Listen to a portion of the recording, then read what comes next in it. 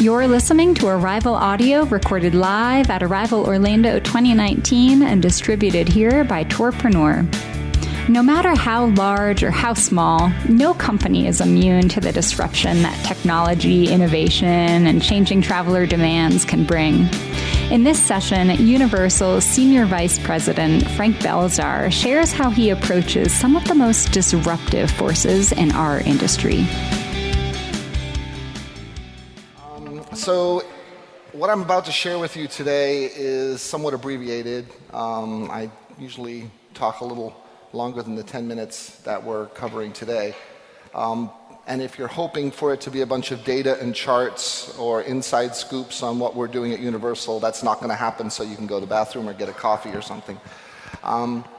What I am going to share with you is what I'm seeing in the industry, and I have this line of sight covering the 4 existing parks that we have around the world, Singapore, Osaka, Japan, Hollywood, California, and Orlando, and soon to be Beijing, which makes it 5. And I am responsible for our third-party relationships for all of those parks. So we have upwards now of 750 or so contracted clients that I work with in one way or another. So I'm going to share a little bit with you about what I'm seeing going on and what I think is happening. And a lot of this, obviously, is from my perspective. Now, we do not need a Forbes article to tell us that our industry, the travel industry, is one where we're going to feel a lot of disruption, but it is. And you've probably already been feeling that. You're probably already noticing that things are catching up with the travel industry. Douglas talked about that a little bit.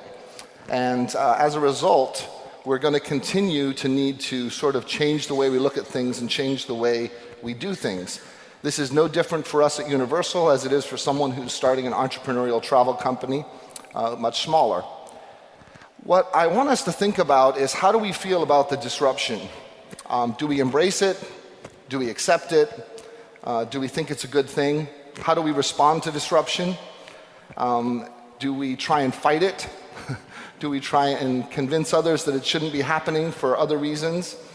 And where do we find the answers on how to adjust, and how should we adapt, and why should we adapt our approach going forward? And there's good answers to all of these questions, mainly having to do with the customer. But from our perspective, as people that are in business and trying to deal with all of these things that are happening around us and actually happening now faster than they've ever happened, we've got to a point where it's really hard to be an early adopter, because by the time you decide to adopt something, something new has come along, and now you're no longer an early adopter. So it's almost as if one person gets the chance to be the early adopter and everybody else becomes the follower. So one of the things I try and think about when I come across something that's disruptive to our space is I look at it as something that can help us. One of the things you might struggle with when you get your leadership team together or your marketing team together with brainstorming is, where do we start? And the good news with a disruptive player in our space, they've already started that conversation for us. And we've had some really great sessions with my team where we've looked at some disruptive companies and said, what is it about these companies that is clicking, that is working in the mind of the consumer, that we should emulate, that we should think about, that we should try and imitate? So number one, I think disruptors are great for us because they give us a way to start brainstorming. And I also think they identify opportunities. Truly disruptive companies that are growing at really high percentage of growth rates, that they're not growing just because nobody likes them, or they're tapping into something that is fundamental. And so if we can find a way to tap into that sort of mindset of the consumer, that need that's being met, there's a chance for us to find an opportunity there as well. So I'm going to say something here. We just had the guy from Airbnb, Ricardo, up here. One of the problems with our industry is this: we're incestuous.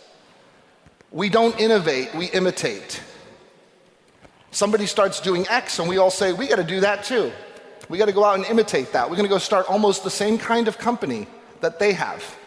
We got to stop doing that. There's a much more valuable lesson there. When someone starts doing something different, we should be asking the question, why is a company like Airbnb successful? What are they tapping into with customers and consumers that people like?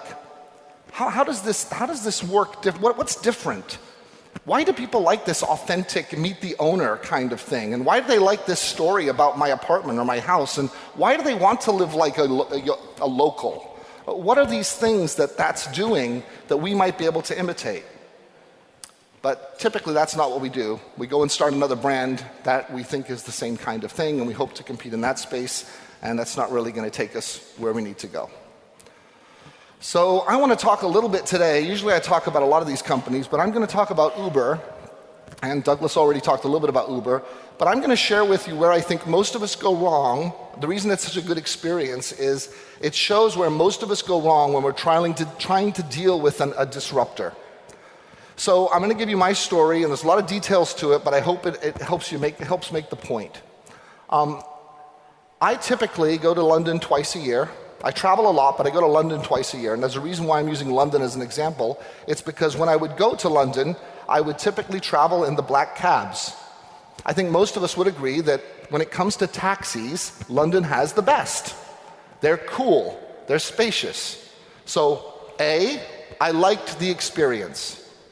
Secondly, was it expensive? Maybe. Did I care? Typically not, because I'm traveling for work and they're footing the bill, so it's no big deal. So I didn't care about the cost. The taxi drivers are always fun. They're charming personalities. They get to learn about the city. They often have stories and ask you questions. Some of them have visited Universal, so I got an extra perspective. So I liked that part as well. So here's the point. I had no reason to change my experience. I was happy. But then one year, I went to London and I decided I'm going to try Uber. And I've never went back to the taxis. Because all of a sudden, if it was raining, I could sit inside a coffee shop and order my Uber. I knew when it was coming, and I didn't have to stand in the rain and flag one down. When I got into the car, I knew how long it was going to be, and I knew I wasn't getting ripped off, and I knew where I was going. And here's the cool thing. If I needed to update someone on how long I'd be, which I was usually going to a meeting, I could do that right from the app, as opposed to trying to find out from the taxi driver. When I got done, I didn't have to pay with cash. I mean, many of you may not remember this, but there was a time where anywhere in the world where you would try and pay a taxi with a credit card, it was like you were pulling teeth. Even if they had the machine, it never worked, or it was something wrong with it. They always wanted cash. That's got a lot easier lately. But back then, it was very difficult. But now, there you go, no problem. And my favorite part, when I got back to the States and I had to submit my expense report, boom, boom, boom, boom, boom. Out you print all of your receipts that show you exactly where you went from and to and how long it took you and how much it was. The entire experience was better. That's my experience. Now here's the interesting thing. When Uber came along, we found taxi companies in every part of the world protesting their existence, fighting them, complaining about them. What was the complaint based on? Well, legacy. My father was a taxi driver, I'm a taxi driver, it took me years to learn these streets. Do most people today care about that legacy? No. Maybe if you're building me a home, my dream home, or maybe if you're operating on my child, I care about that. But to take me from one side of the sea to the other, I don't care about that. So they would fight it based on that, on legacy. Then they would fight it based on price. Well, these guys have no overhead, they're cheaper than us. Did I care about price? I didn't change to Uber for price. That wasn't the problem. But this is the argument that we hear from the people who are being disrupted. There's another very similar argument if we talked about hotels and Airbnb. There's another very similar argument if we talk about Amazon and retailers. But the point is this, their response to the disruption is to fight it on the wrong terms. They end up trying to fight Uber based on all of these other things, and that's not what it's about. For most of us, Uber is about convenience, transparency, being able to share, ease of use, staying out of the rain, and it changes your mindset as a consumer. Because after I went through that experience with Uber in London, I got back home and I was waiting for someone to come do some work at my house, a utilities guy, and we've all had that happen, and we hear he'll be there between 1 and 6. And I'm thinking, what the hell? Uber, why if Uber can tell me how far away the guy is, why can't these guys tell me how far away? So your experience as a customer changes because of a true disruptive experience. So I wanted to talk to you briefly about something that I mentioned we do at Universal, And that's looking outside your space. You're not going to come up with a disruptive idea that is innovative by just looking at people in your space. That's not going to work. So if you want to do something really interesting, when you get back home, sit down with your team and pick some companies that are truly shaking things up in the market and ask yourselves, what are they doing that we might be able to emulate? Do you like what you hear on this podcast? If so, join us at an upcoming Arival event to hear from the brightest minds in travel, get hands-on learning to help advance your tour, activity, or attraction business, and partake in the best networking ever. Head to arivalevent.com to register and to learn more. So a couple examples here. Open Door is changing real estate, and their mission is to make it easier. So imagine being able to buy a house, do all your paperwork, close, accept the offer, and everything through an app, taking away all the hassle that happens when it comes to negotiating and buying a house. Class Dojo has sort of changed the resources that are available to teachers to allow them to provide great education and great communication with parents, even in places where the funding isn't there to do that. And the last one, if you are nervous about using pot and want to grow cannabis and don't know how to do it, there's a company that's come up with a way to help you do that. Maybe you're too embarrassed to ask somebody, maybe you've never tried it and you want to. Well, Corsica Innovations is there to help you through that process. So that's my message. Look outside the industry, look for people that are shaking things up, and you will find a way to do something different in the travel space. Thank you.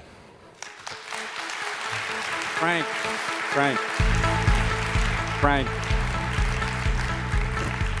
Yes. Frank, please have a seat on stage right. Jenna's coming. I was Stage told yep. stage left. Yeah, the other stage right. Okay, ladies and gentlemen, Arival's managing editor, Jenna Blumenfeld. Hi, Jenna. Hi, thanks, Frank. Welcome. So to start off, I would love to chat with you about distribution. So I think many of the operators in this room would like to boost their direct bookings to avoid a commission fee. So can you describe what Universal's distribution strategy looks like? Yeah, so for me, since I'm in charge of the third parties, I'm trying, I'm the opposite of that. I'm looking for more people to distribute through and ways to make the partnership stronger. So we do have a direct channel, but that isn't through me. So I'm trying to zig a little bit where others are zigging, zagging.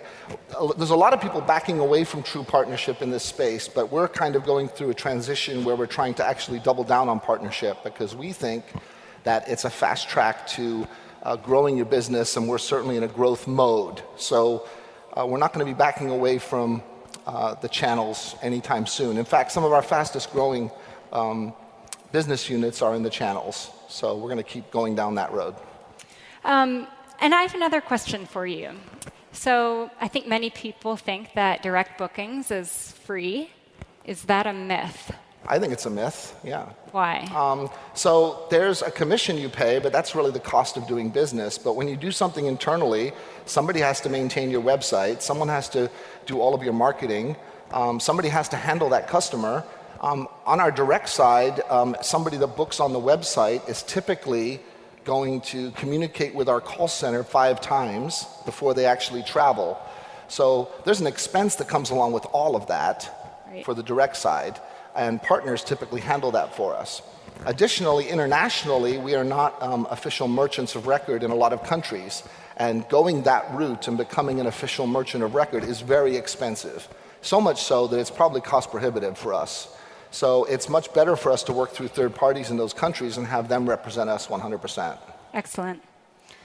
So you're a classic attraction. Do you work with traditional travel agents? And if so, how is that relationship evolving as tech becomes a lot more? So it's kind of funny, right? Because I heard Douglas say something about travel agents, and I don't want to disagree with him, but when you look at all of our segments, actually the travel agent segment over the past 3 or 4 years has been growing at something like a 35% CAGR year over year.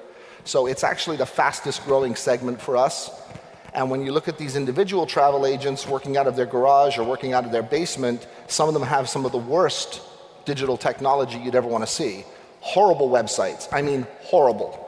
Horrible CRM campaigns, horrible blogs, but they have an authenticity that is resonating. And I think collectively, we've seen them make a very big comeback, especially as a vacation to some of our destinations has become more complicated.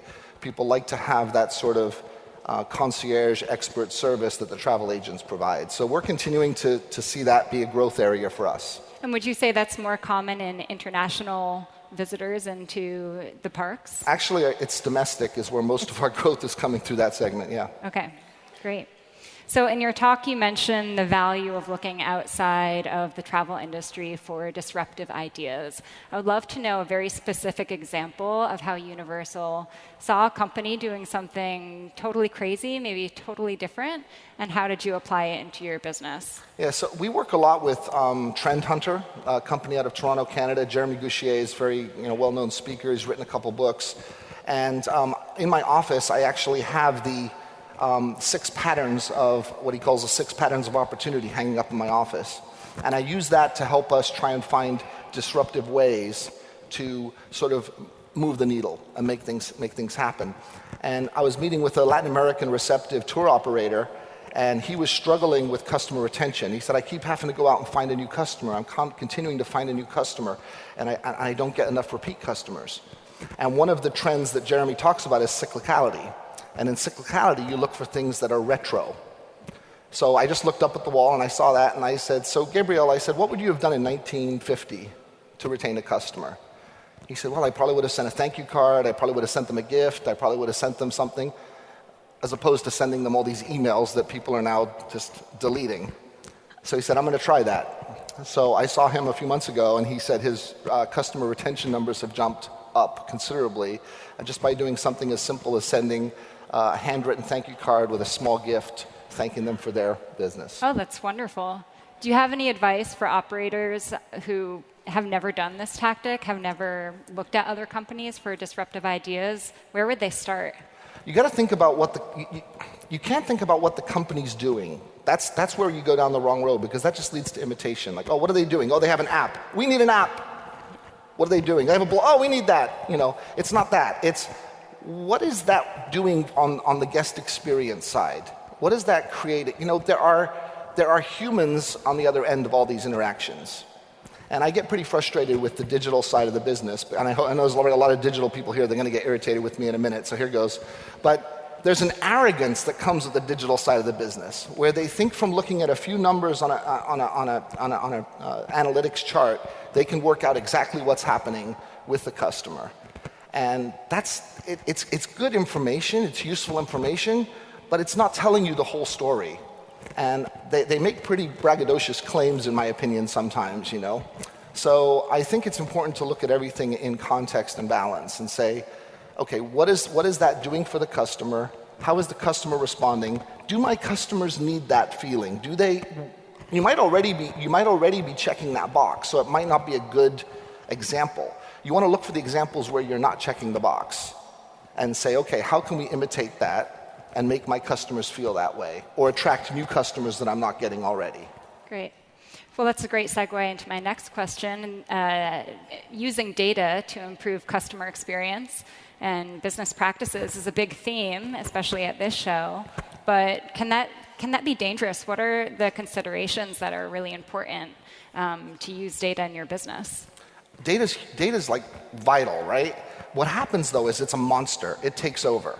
And all of a sudden, in dealing with a lot of these customers, I've been talking to some customers now since I've been in this 6 years, and they're always going through a data transformation. Like, oh, we need a new website. Once we get through the new website, then we'll be, oh, blah, blah, blah. Then they get that done. Oh, we need a new internal operating. Oh, we're going through that. Oh, we need to redevelop our digital campaign.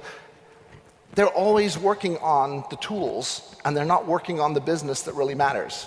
And all of a sudden, you could be in this period of 5 years where your focus has been so drawn in to developing new products or in bringing in new tools into your company that it's taken resources and time and effort and money, and everything always takes longer than they say, and everything always costs more than they tell you. And before you know it, you've taken your eye off the ball on what really matters, which is that customer experience.